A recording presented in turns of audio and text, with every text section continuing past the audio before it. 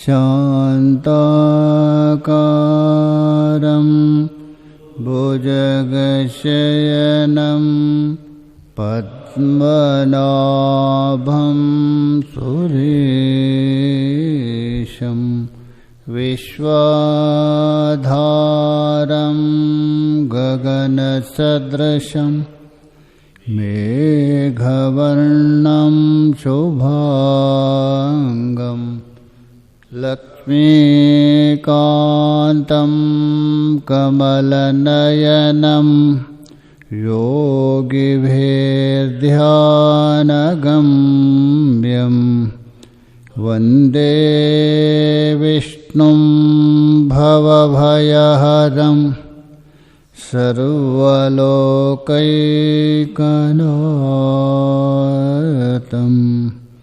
यं ब्रह्मा वरुणेन्द्ररुद्रमरुतः स्तुन्वन्ति दिव्यैस्तवे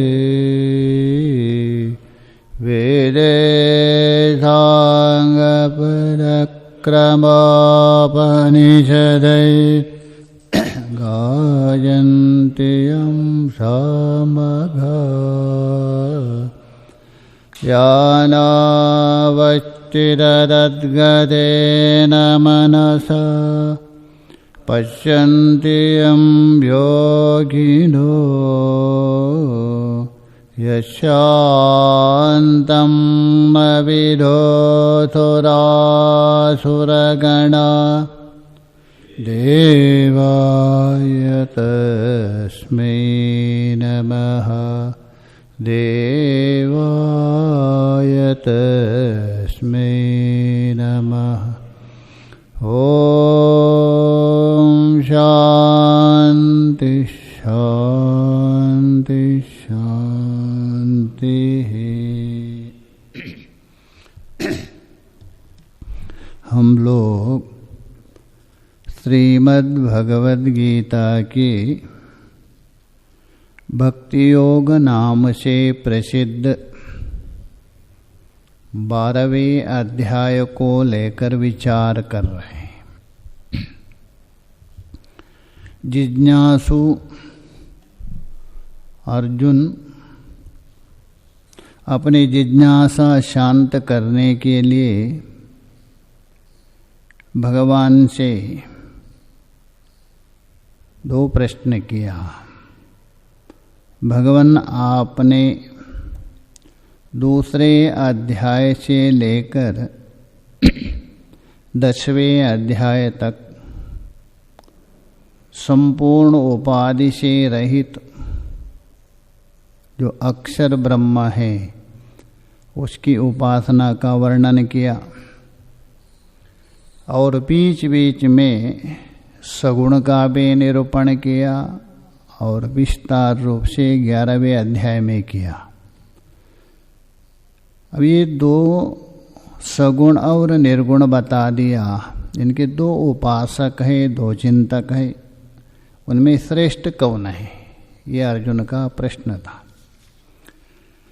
तो भगवान ने कहा जो निर्गुण है, अक्षरोपासक है, उसके विषय में बताएंगे आगे।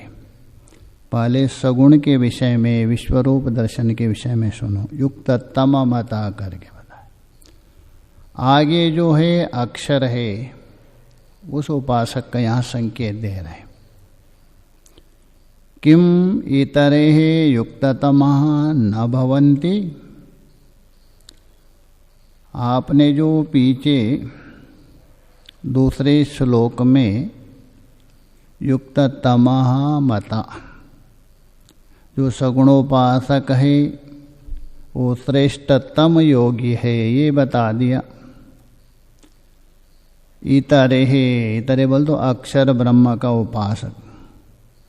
युक्ततमा न भवन्ति, क्या वो श्रेष्ठतम योगी नहीं है? ये है जिज्ञासा।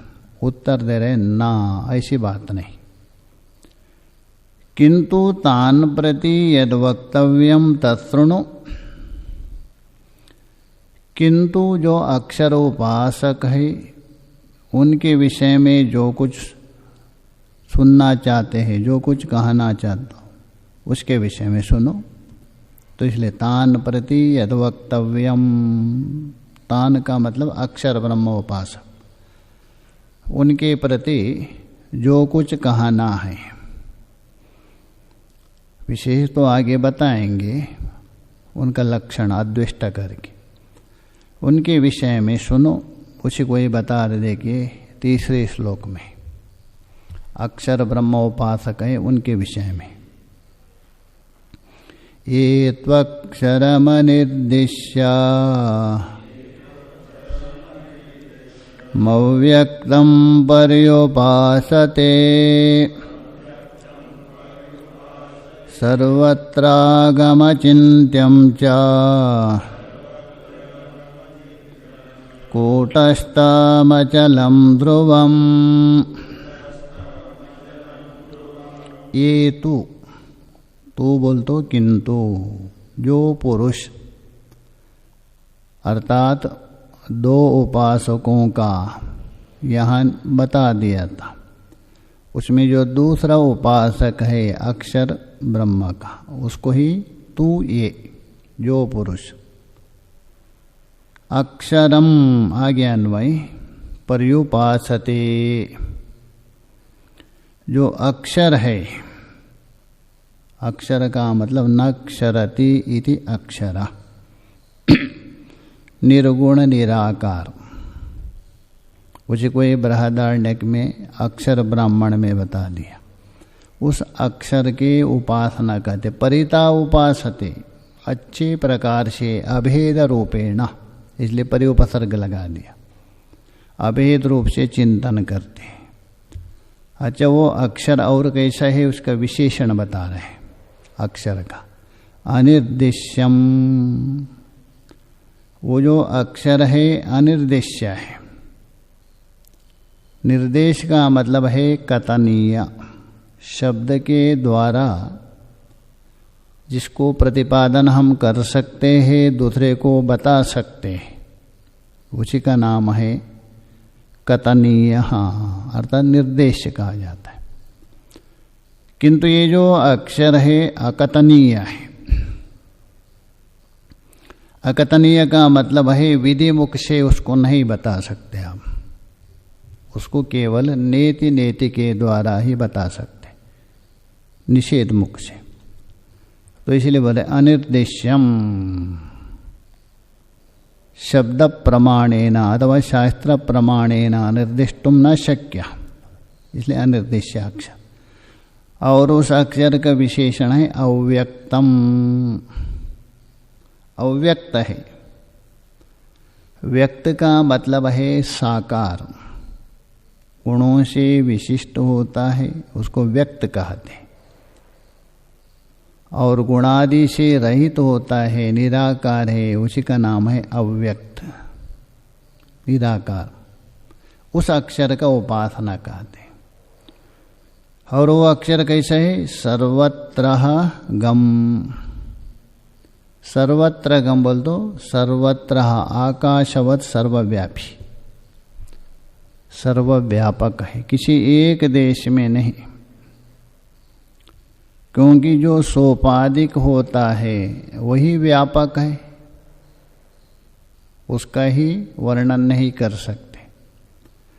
किंतु ये तो निरुपाधिक है, इसलिए सर्वगम, सर्वगम बोल दो सर्वव्यापी ही, वो अक्षर का विशेषण है। और अचिंत्यम च, और वो अचिंत्य है। चिंत्यम का मतलब है मन और बुद्धि के द्वारा जिसका आप स्मरण कर सकते हैं, विचार कर सकते हैं, उसको चिंत्या कहते हैं। और मन और बुद्धि से परे है वो अचिंत्य है। यतो वाचने वर्तन्ते अप्राप्य मनस, इसलिए अचिंत्यम अक्षरम, सब अक्षर का विशेषण है। कूटस्थम, कूट का मतलब माया में भी बिल्कुल स्थिर है। भाष्यकार अर्थ करेंगे, जो छल कपट से युक्त माया है उसमें भी बिल्कुल एकदम स्थिर है, विचलित नहीं होता है, इसलिए कूटस्थम। और अचलम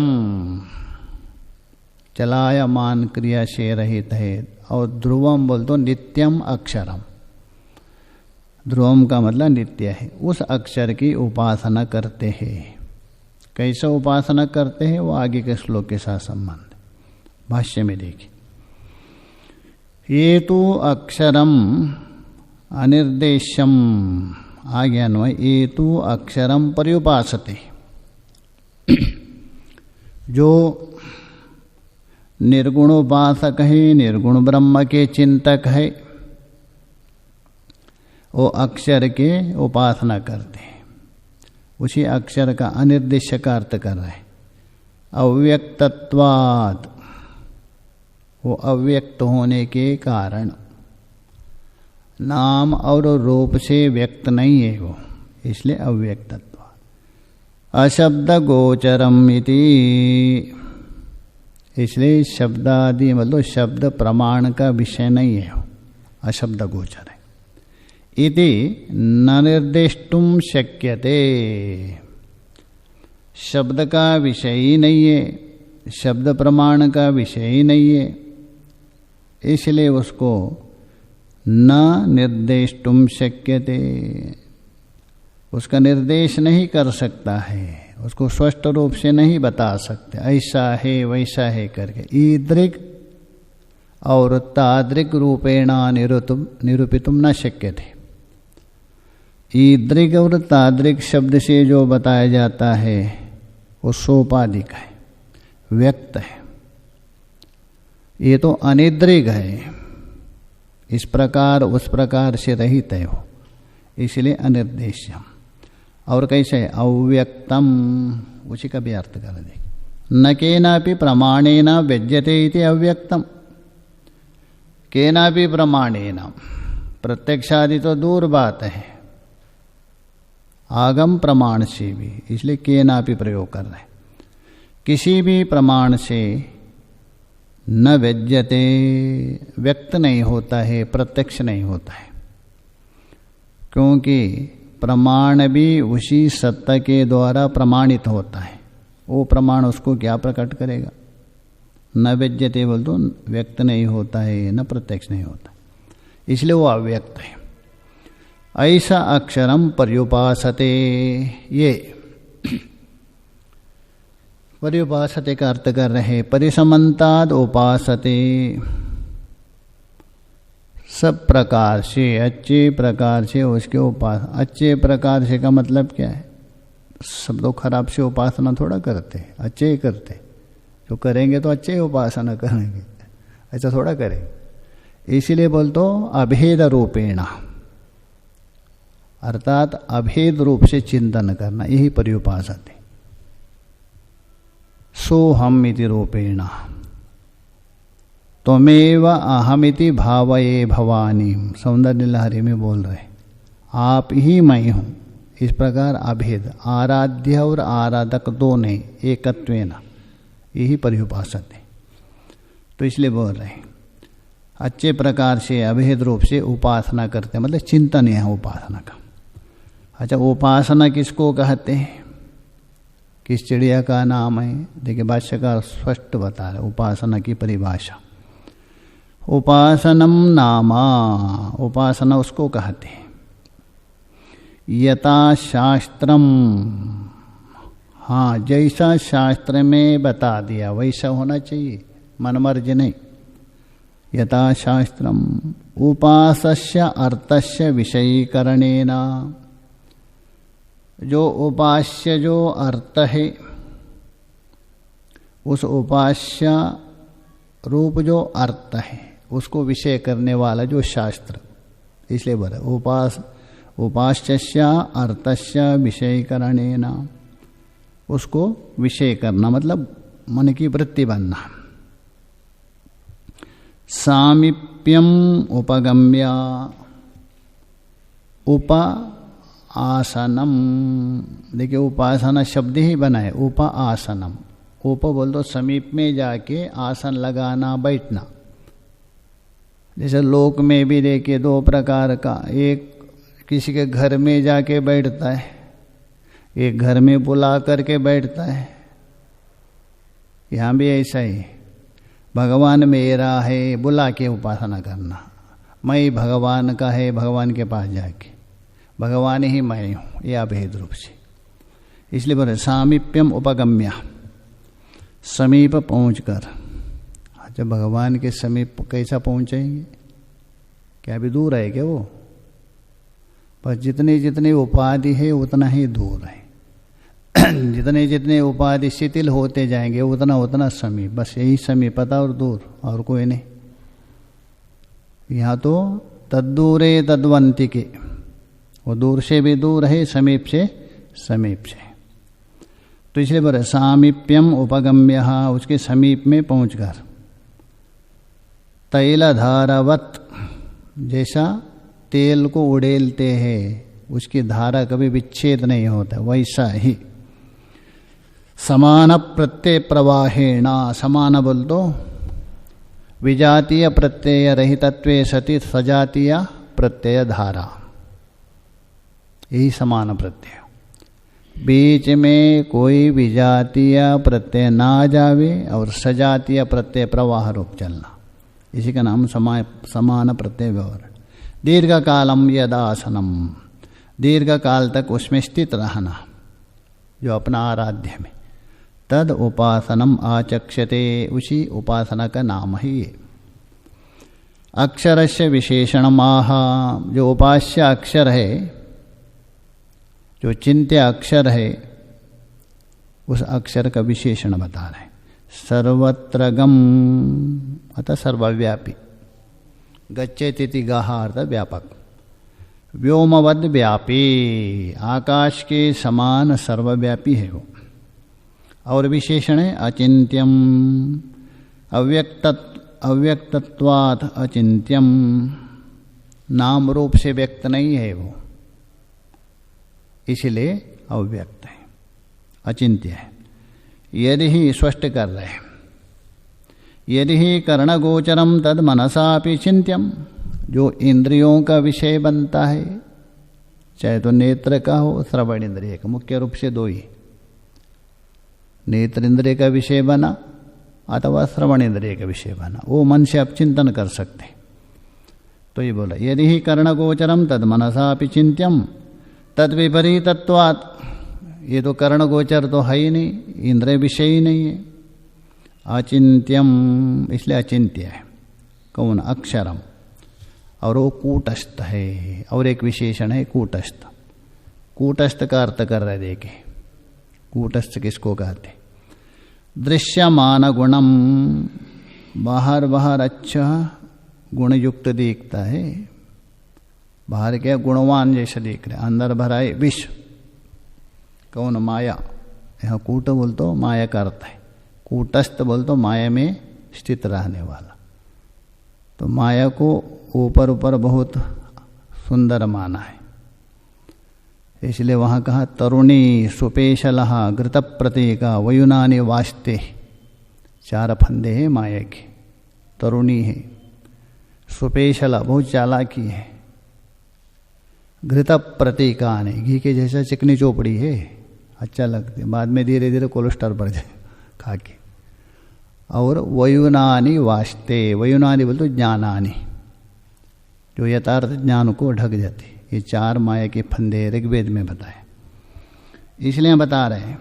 दृश्यमान गुणम अंतर्दोषम, बाहर सुंदर सुंदर है, अंदर दोष भरा है। जैसे शरीर देख लीजिए, बोलते विश्व सुंदर अतः विश्व सुंदर है, बहुत लिखते, अंदर क्या है? मलमूत्र ही पड़ा है ना। तो अंदर अंतर्दोषम वस्तु कूटम, उसी का नाम है कूट। बाहर से देखने के लिए बहुत अच्छा, अंदर से दोषों से युक्त है, उस व्यक्ति को बोलते कूट। कूट रूपम, कूट साक्ष्यम, लोक में भी कहते ये कूट रूप है, कूट साक्ष्य है। मतलब सामने कुछ दिखाता है, बोलता कुछ और अंदर कुछ रखता है, उसको कूट साक्ष्य कहते हैं। इत्यादो कूट शब्द प्रसिद्ध लोके, लोक में भी कूट शब्द प्रयोग होता है। तथा च अविद्यादि अनेक संसार भी, अभी प्रकरण में ला रहे हैं इसी प्रकार यहाँ कूटस्थ से क्या लेंगे? अविद्यादि, अविद्या है काम कर्म आदि, अनेक संसार बीजम अंतर्दोषवद, ये संसार का बीज है इसलिए अनेक दोष अंदर पड़ा है। माया अव्याकृतादि शब्दवाच्य, उसको माया भी कहा, अव्याकृत भी कहा, अविद्या भी कहा, अथवा अध्यास भी भिन्न भिन्न शब्दों से प्रयोग किया है। आदि शब्दवाच्य, उसके लिए प्रमाण दे रहे, देखिए श्वेता श्वेता, मायाम तो प्रकृतिम विद्यान मायनम तो महेश्वर। माया है, प्रकृति है, मायापति है, महेश्वर है। मम माया दुरत्यया गीता में इत्यादो प्रसिद्धम, इत्यादि प्रसिद्ध है। यत्तत्कूटम, यह कूट शब्द से लेना माया, अविद्या, प्रकृति अथवा प्रदान, ये सब कूट शब्द है। तस्मिन् कूटे स्थितम, इस माया में भी अधिष्ठान रूप से स्थित है बिल्कुल, इसलिए कूटस्थम परमात्मा का नाम है कूटस्थम। ऐसा छल कपट से भरे हुए माया है, उस माया के अंदर भी कभी विचलित होने वाला नहीं, इसलिए कूटस्थम। उसी का अर्थ करें तद अध्यक्षतया, ऐसा नहीं, उस माया का अधिष्ठान रूप से, माया का साक्षी रूप से विद्यमान है, इसलिए वो कूटस्थ है। कौन? वो अक्षर।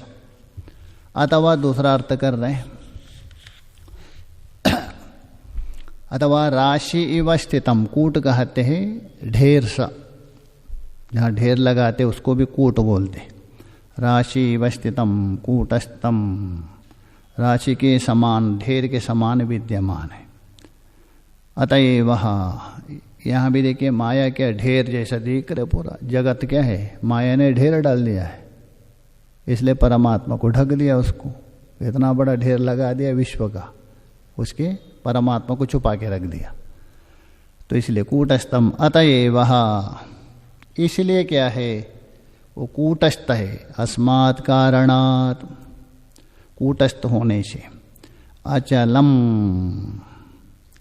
अर्थात कूटस्थ होने से अचल, कूट है वो चल है, कूटस्थ अचल है, कूट चल है, माया चल है, उस माया में रहने वाला कूटस्थ है वो अचल है।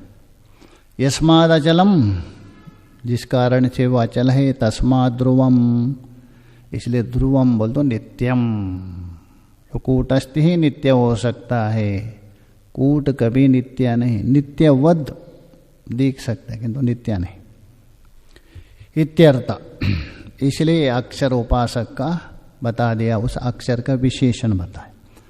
अच्छा, अक्षर उपासक किस प्रकार उपासना करते हैं, उसके लिए कोई नियम होगा, ऐसे ही थोड़ा उपासना करेंगे, ऐसे ही चिंतन नहीं कर सकते। किसी में प्रवेश करने के लिए, जहाँ भी जाने के लिए कुछ ना कुछ नियम होते हैं, वैसे अक्षर उपासक के लिए यहाँ कुछ नियम बता रहे, देखिए आगे के श्लोक में। सन्नियम्येन्द्रियाग्रामम् सर्वत्र समबुद्धयः ते प्राप्नुवन्ति मामेव सर्वभूतहिते रतः। संनियमेन्द्रियः ग्रामम्, इंद्रिया ग्रामम् संनियम्य, ग्रामम् बोल तो समुदाय, जैसे बोलते हैं ना अमुक ग्राम है, गांव, गांव किसको कहते हैं, वहाँ कुछ लोग एकत्रित हो, कुछ गांव घर हो, तभी गांव का, एक होने से नहीं बोलते, समूह का नाम है ग्राम। तो इसी प्रकार यहाँ किनका ग्राम है, इंद्रियों का ग्राम, उन्होंने भी गांव बसा दिया है, अर्थात समुदाय, इंद्रिय समुदाय। संनियम्य, न तो नियम्य, नियमन करके नहीं, संनियम्य, अच्छे प्रकार से संयम, लेकिन नियम्य है, सुषुप्ति में भी नियम्य होता है, नहीं होते क्या इंद्रिय, सुषुप्ति में होते, ये है स्वाभाविक है, प्रयत्न पूर्वक नहीं है, अनायासेन नियम्य है वो। इसलिए हम सम बोल तो आपके साधना के बल से, विचार से, साधना से उसको जो आप कंट्रोल करते हैं वो संयम में हो गए। सुषुप्ति में जो जा रहे वो तो स्वाभाविक है, कुछ समय तक है। इसलिए अच्छे प्रकार से इंद्रियों को उपसंहार करके सर्वत्र समबुद्धयः, सभी में समान भाव, सभी में समान भाव तभी होगा अधिष्ठान में दृष्टि जाने पर।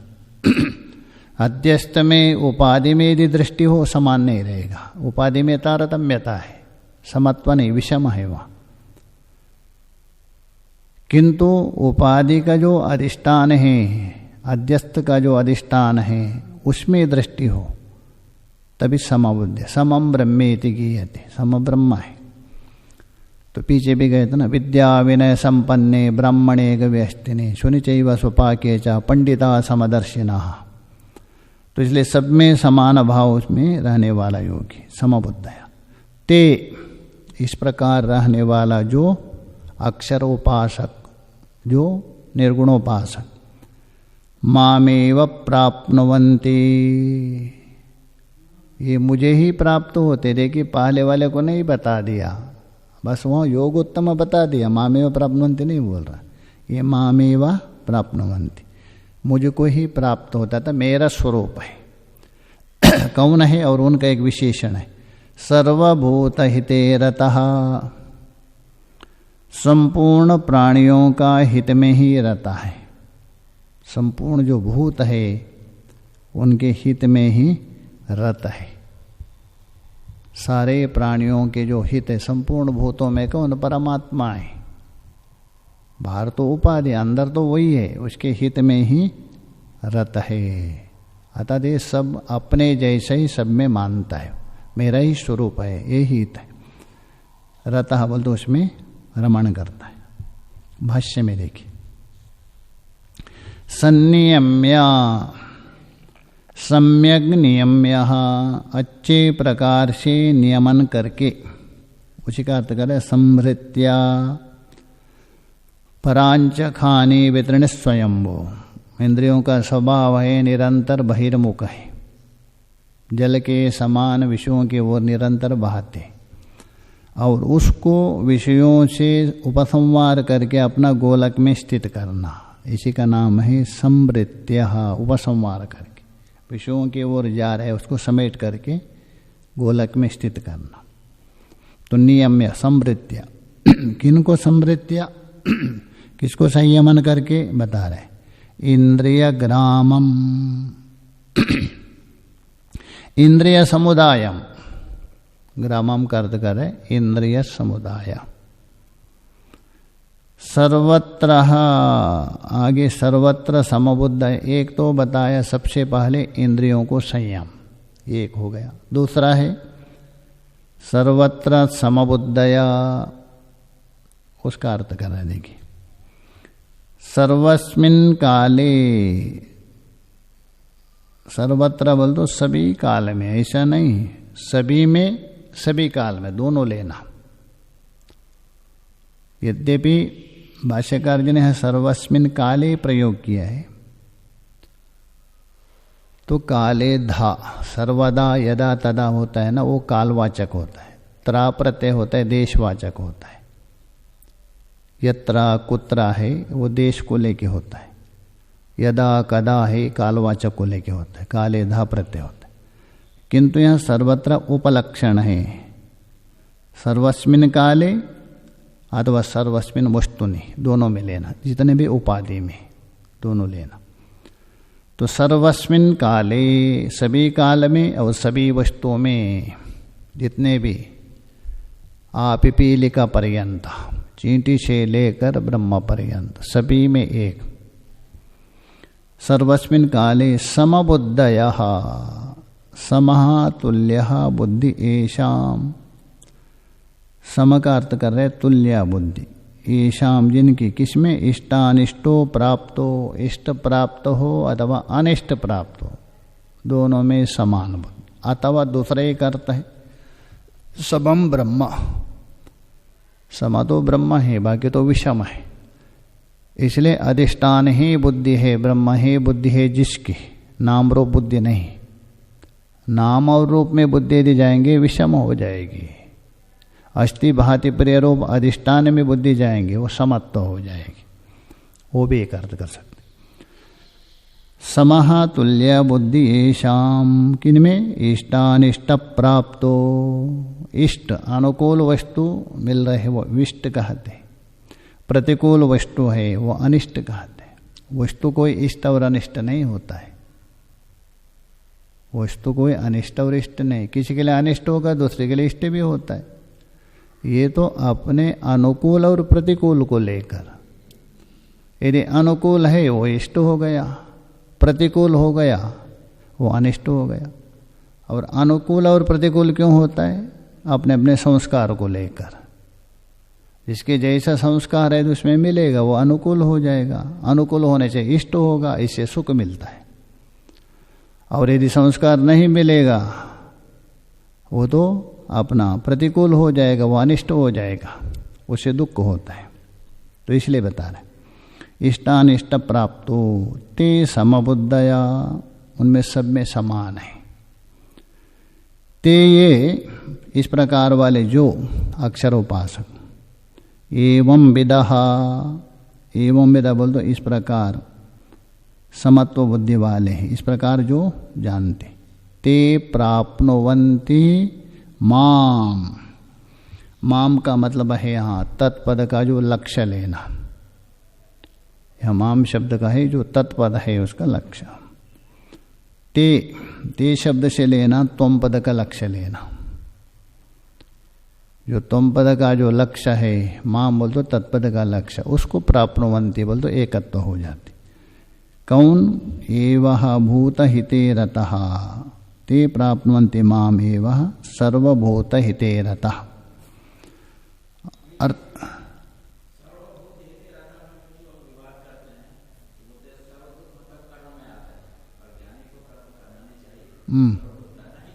इसका अर्थ है, हम पहले एक बार बोल दे, सर्वभूत बोल दो।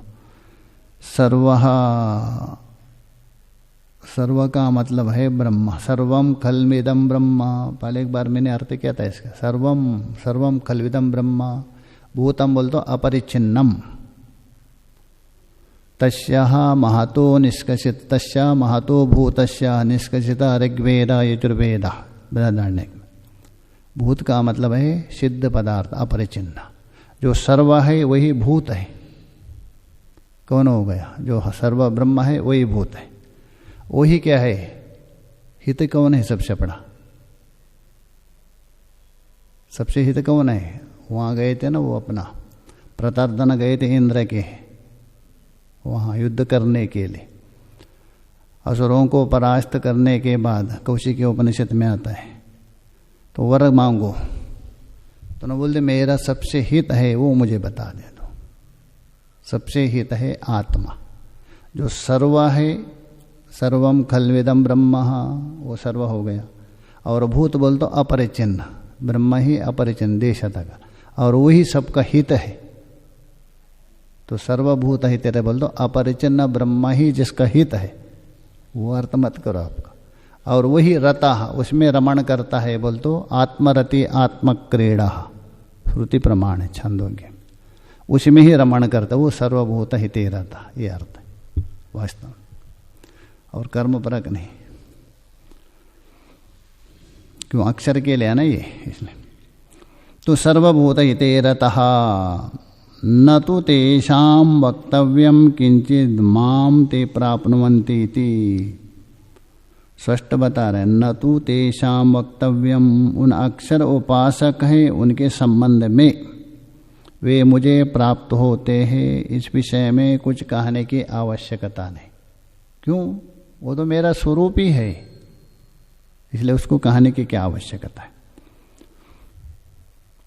तो इसलिए बोल रहे हैं ज्ञानी तो आत्मा एव मे मतम। 7वें अध्याय में गया है, ज्ञानी तो मेरा आत्मा है, वो प्राप्त होगा नहीं होगा कहने की क्या बात है, इसलिए कोई कहने की कोई आवश्यकता नहीं। तो ये बोल रहे ज्ञानी तो आत्मा एव इति ही उक्तम, ये 7वें अध्याय में बता दिया।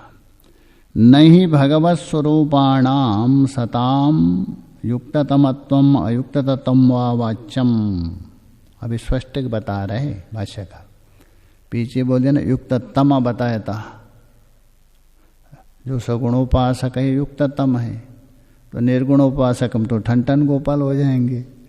भाष्यकार ये बोला ऐसा नहीं है, जो भगवान का जो भक्त है, भगवान का स्वरूप ही है, ऐसा जो संतजन है, महात्मा है, युक्ततम और अयुक्ततम बनेगा नहीं।